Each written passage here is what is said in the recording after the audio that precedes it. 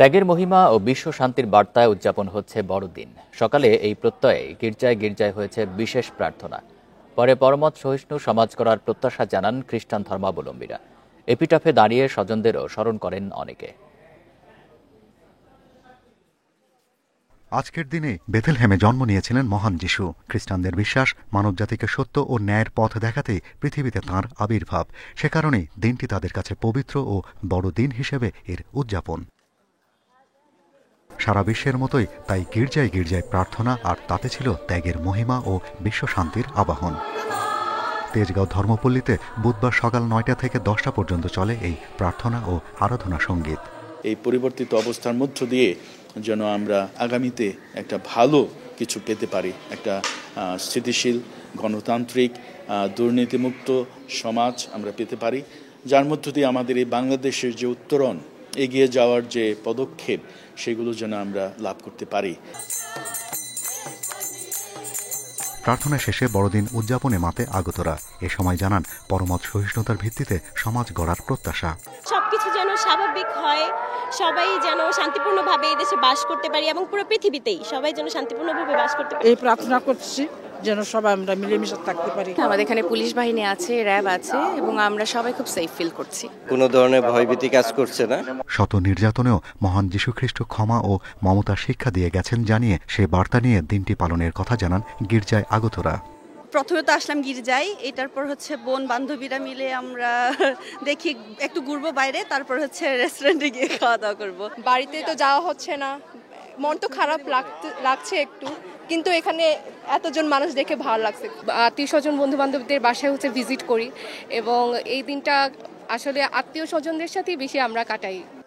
বড়দিনে স্বজনদের স্মরণে সমাধিস্থলে আসেন পরিবারের সদস্যরা। কিছু সময় সেখানে কাটান নীরবে দাঁড়িয়ে। Shahriar Anirban, independent news, Dhaka. বড়দিন নিয়ে আরো জানাতে রাজধানী তেজগাঁও থেকে যোগ দিচ্ছেন সহকর্মী সুলতানা জাহান মিতু।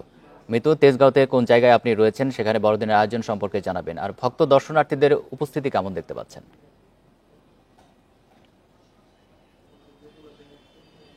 আমি আছি তেজগাঁও জপমালা রানীর গির্জা, সেই গির্জার প্রবেশ পথের বাহিরে, কেননা এখন মধ্যাহ্ন বিরতি চলছে, তাই গির্জা বন্ধ আছে। ঠিক 3টার পরে আবার গির্জা খুলে দেওয়া হবে সাধারণ দর্শনার্থী সহ খ্রিস্ট ধর্মাবলম্বীদের জন্য।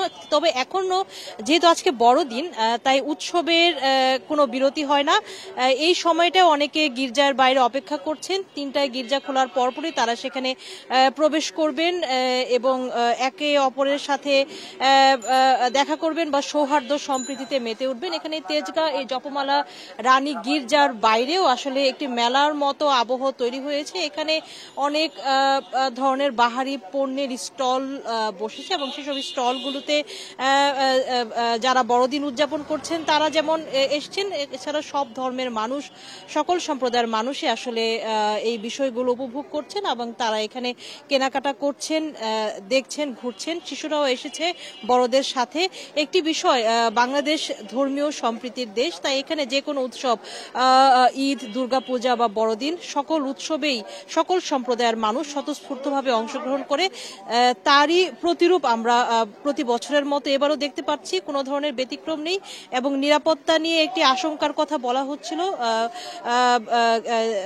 হচ্ছিল, কিন্তু যদিও সেই আশঙ্কা আসলে কেটে গেছে। বড়দিন উদযাপনের আগে থেকেই ব্যাপক প্রস্তুতির কথা জানিয়েছে আইন শৃঙ্খলা সহ বিভিন্ন বাহিনী এবং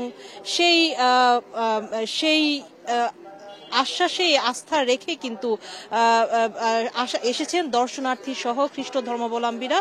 সকলেই নির্ভীক, নির্ভয়ে এবং আনন্দমুখর পরিবেশে বড়দিন উদযাপন করছেন।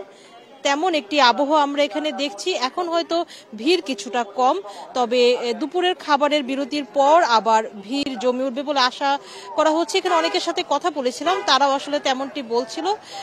অনেকে এসেছেন শুধুই আসলে দেখতে। আমি যেমনটি বলছিলাম যে বাংলাদেশ ধর্মীয় সম্প্রীতির দেশ, সকল ধর্মের মানুষই আসলে সকল উৎসবে অংশগ্রহণ করে থাকে, দেখে থাকে এবং এখানে অনেকে ঘুরতে এসেছেন, সবার সাথে কথা বলেছে এবং সবাই আসলে বেশ উপভোগ করছেন। একটি বিষয় যে শুধু গির্জায় গির্জায় নয়, গির্জায় সকালে প্রার্থনা হয়েছে, পর বাড়িতে বাড়িতেও কিন্তু অনেকে যার যার মতো করে আয়োজন করেছেন। সেখানেও কিন্তু আত্মীয় পরিবার বা বন্ধু বান্ধব সকলেই যাচ্ছেন।